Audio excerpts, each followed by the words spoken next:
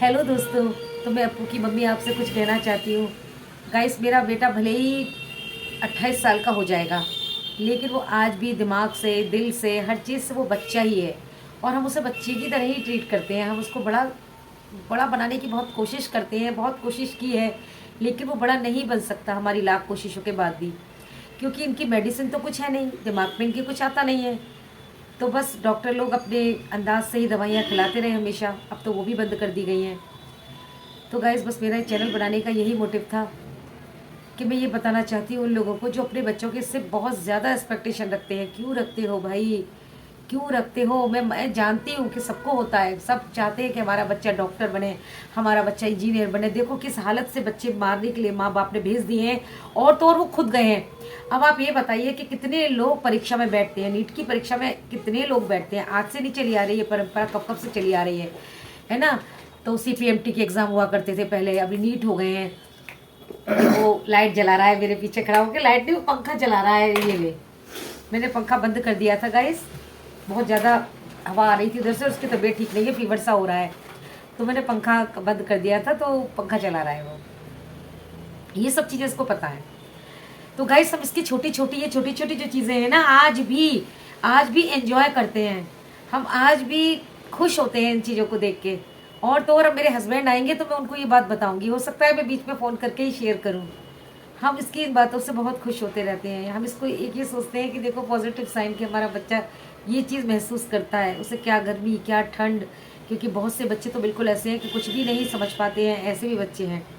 और ये कम से कम अपनी चीज़ें समझाने की कोशिश करता है, हमें समझा देता है अपने मतलब की चीज़। हाँ, जो ये चीज़ नहीं करना चाहता है वो ये नहीं करता, चाहे हम इसे कितना भी समझाएं। और जान के नहीं करता कि नहीं करनी मुझे ये चीज़। जैसे हम कहेंगे कि हाथ में इसके खाना देंगे कि खा खा, तो वो कहेगा नहीं ये तो तुम्हारा काम है, ये तो गाइस, मैं क्या कह रही थी, तो मैं यही कह रही थी कि अब देखिए आप, नीट की एग्ज़ाम होते हैं, कितने बच्चे बैठते हैं, हज़ारों लाखों की संख्या में बच्चे बैठते हैं, है ना।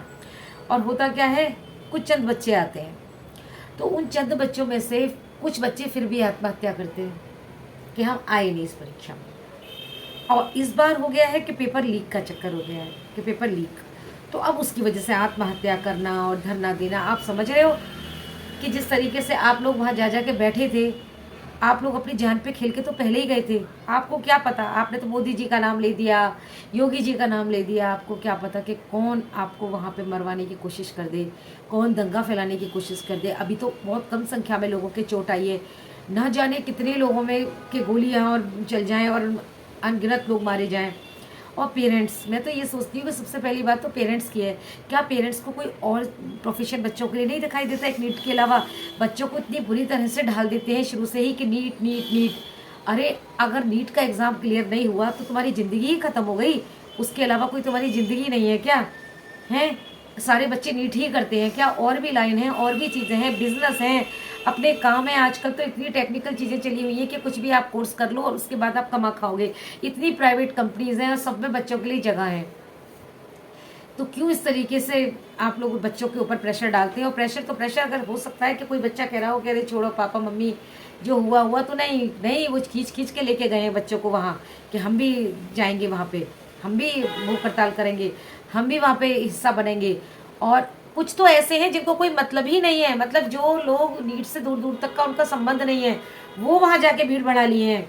कुछ ऐसे लोग हैं कि भाई सज धज के तैयार होकर मेकअप करके अपनी मेकअप आर्टिस्ट को लेके पहुंच गई है ये बताने के लिए कि अब शादी कर लो बस, अब कोई नीट वीट का चक्कर नहीं है। मतलब या तो नीट करोगी या शादी करोगी, उसके बीच में तो कुछ है ही नहीं। उसके बीच में ना तो कोई जॉब है ना कोई काम है, या शादी करोगी या नीट करोगी। ये भीड़ बढ़ाने के लिए वहाँ ऐड करने के लिए पहुंचे। कितने रिपोर्टर पहुंच गए हैं, अनगिनत रिपोर्टर पहुंच गए हैं, बस उनका यही काम है, हाँ बताइए आप क्यों आई हैं, हाँ बताइए आप क्यों आए हैं, हाँ बताइए आप क्यों आए हैं। अरे भाई, एक बंदा अगर इस्तीफा दे देगा तो आप समझ रहे हो कि प्रॉब्लम सॉल्व हो गई है? अब कुछ नहीं होगा, कुछ भी नहीं होगा। इसलिए आप इन चक्करों में पढ़ते हो, इस इतना आप लोग दुखी होते हो। ये देखो आप अनगिनत उन बच्चों को देखो जो बच्चे बोल नहीं पा रहे हैं, जो बच्चे अपने हाथों से खा नहीं पा रहे हैं, जो बच्चे अपने हाथों से चबा नहीं पा रहे हैं। जैसे मेरा बच्चा है ना। मैं यही चीज़ देख देख के बहुत दिन से परेशान हूँ कि कोई अपने बच्चे के लिए बहू ले आया है तो वो उस बहू को इतना तंग कर रहे हैं कि उसको मार ही दिया। अब वो जेल में जाने के लिए तैयार हैं, जेल में सड़ने के लिए तैयार हैं, और खूब पुलिस खूब मतलब छूटने के लिए, पैसा भरने के लिए तैयार हैं। लेकिन वो चैन से अपनी उस बहू को रख नहीं पाए अपने घर में। अरे सोचो, अगर तुम्हारा एक ऐसा बच्चा होता ना, रात दिन का चैन, रातों की नींद तुम्हारी हराम हो गई होती, और तुम्हारा जो हाल हो गया होता जिस टाइप के आप लोग हैं। और भगवान पता नहीं यही सोच के आप जैसे लोगों को अच्छे बच्चे देता है कि आप लोग इन अच्छे बच्चों की कदर नहीं कर पाए, अच्छी बच्चियों की कदर नहीं कर पाए जो आपके घरों में आई, जो आपके घरों में आए। तो तुम इन बच्चों की क्या ही कदर करोगे। तो शायद ईश्वर यही सोच के ऐसे बच्चे हम लोगों को दे देता है, ताकि कुछ मैसेज दे सके हम आप जैसे लोगों को, जो लोग अपनी बहुओं को परेशान करते हैं, प्रताड़ित करते हैं, इतना परेशान करते हैं कि वो शादी तक करने से आजकल बच्चे डर गए हैं। और दूसरे कुछ लोगों के घर में ये चलता आता है कि नहीं तुम्हें ये बनना है, तुमको वो बनना है। बच्चों के ऊपर इतना प्रेशर कि फिर बच्चे सोचते हैं कि भाई, मैंने बहुत लोग देखे ऐसे कि नीट में पास नहीं हुआ, माँ ने डांट दिया, बाप ने डांट दिया, बच्चा आत्महत्या करके मर गया। अब क्या कर लोगे आप। हो सकता है उनको इस बात में खुशी रहती हो कि ठीक है मर गया तो मर गया, लेकिन अगर जिंदा होता तो नीट ही करता। यही सोच के तो मारते हो, वरना तो ये डांटते हो उसको। वरना तो ये होना चाहिए कि अरे जो नीट कर रहा है बच्चा, वो अपने आप में खुद इतना इंटेलिजेंट है कि उसको मारने और डांटने की जरूरत है, उसको तो समझाने की जरूरत है कि नहीं बेटा और भी बहुत चीजें हैं।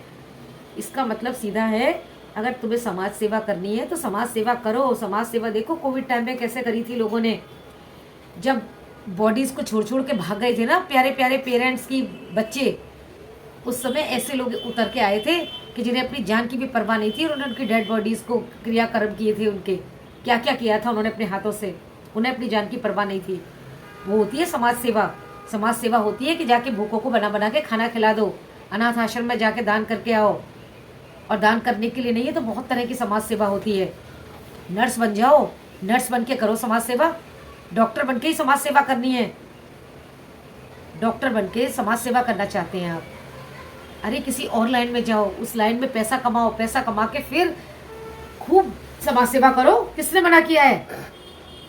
डॉक्टरी पेशे में तो सांस लेने तक की फुर्सत नहीं मिलेगी, और न जाने कितने केस ऐसे बिगड़ेंगे भी आपसे, संभलेंगे भी आपसे।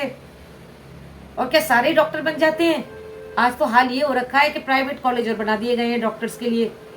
अरे डॉक्टर्स कुछ चुनिंदा लोगों को ही बनने दो जो वास्तव में डिजर्व करते हैं। अब वो सच सच के मेकअप करके अपनी मेकअप आर्टिस्ट को लेके स्लोगन लेके आ गई कि या तो शादी करो और कैरियर डेड, और शादी करो, ये करके वो आ गई।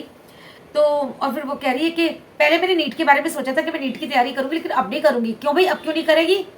और सोच रही थी तू अभी, पढ़ाई तूने क्या करी है। पढ़ाई तो मैंने कंप्लीट कर ली, इंटर करके तूने पढ़ाई कंप्लीट कर ली, और वैसे तू नीट में बैठती, नीट नहीं तो कुछ नहीं। तो वहां मजाक बना रखा था इतने लोगों ने, और उस मजाक ही मजाक में ऐसा कुछ हुआ है कि कहीं से पत्थर पथराव हुआ, कहीं से कुछ हुआ, और ना मोदी जी के पीछे पड़ गए लोग, गवर्नमेंट के पीछे पड़ गए लोग।